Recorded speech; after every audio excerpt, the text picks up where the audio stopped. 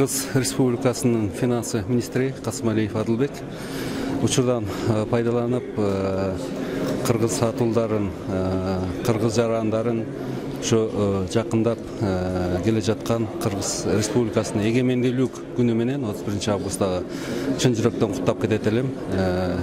Биздин элибизге, жерибизге кааларым экономикабыз дайыма өсүп турсун, бюджетибиз дайыма толуп турсун, асманыбыз дайыма ачык болуп, ушу элибиздин жашоо турмушу абдан өсүп өнүгүп турсун. Да учурдан пайдаланып, өзүңүздөр билесиздер, 1 сентябрь күнү бизде Курман айт да болуп жатат. Ошо учурдан пайдаланып, мен дагы ушул кыргыз элин, мусулман калкын, башка диндеги калктардагы ушул ыйык майрам менен куттуктап кетет элем да. Дагы бир жолу кайталап кетип, ушу элибизде, жерибизде тынчтык болуп турсун.